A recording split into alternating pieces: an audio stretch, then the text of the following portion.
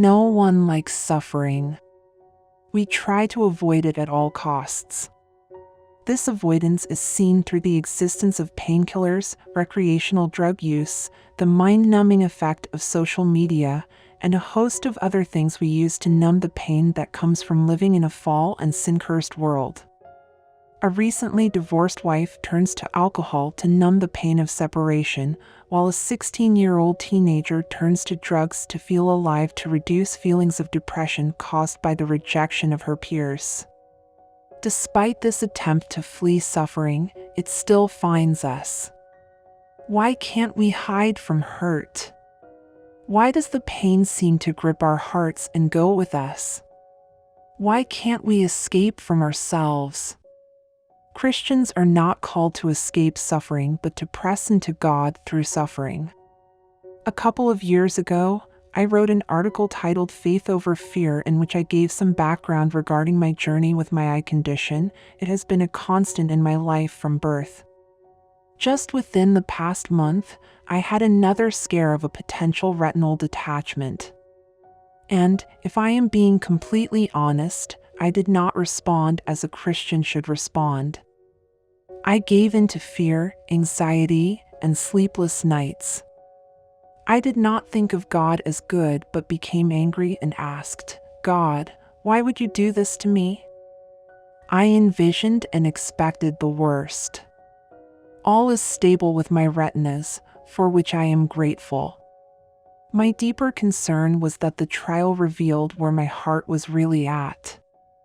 I was grieved by what I saw, unbelief in the promises of God that suffering was for my good. My fearful outlook only made the trial more difficult. I share this so that you know I write from a place of struggle in this very same area. I write to myself as much as to you. We are fellow pilgrims in this journey of faith. The world says run, get as far away as possible, and make your life easy and comfortable. Scripture and our own human experience clearly says that this tactic does not work. In fact, the Psalms remind us that the very opposite is true. Not only does this escape tactic not work, but it does the very opposite of what we desire. While we try to avoid affliction, Psalm 119 reminds us that affliction is meant for our ultimate good. David writes, "It is good for me that I was afflicted, that I might learn your statutes." Psalm 119 verse 71. How different is this mindset from that of the world?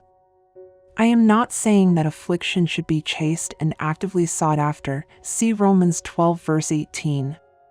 Yet when, in the providence of God, affliction does find us, we have an anchor for our souls, the goodness of God amid the suffering. Where the world tries to escape suffering, the Christian is called to press into trials as God's sovereign work of goodness in the lives of His children. So what? This sounds nice when spelled out. We can easily agree with the truths we read in Scripture when it comes to suffering, yet how many of us believe this is meant for us individually?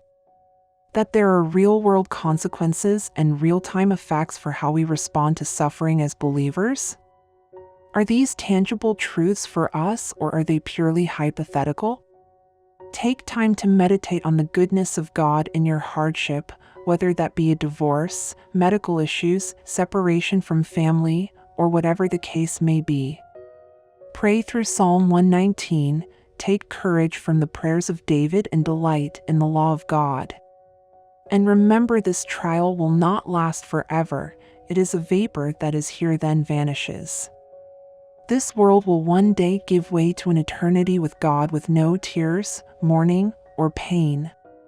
We have eternity with the King of Kings. Christians, let's run the race well, run towards Christ in the trials He sends our way, and do not try to escape the work He desires to do in our hearts. It is for our good.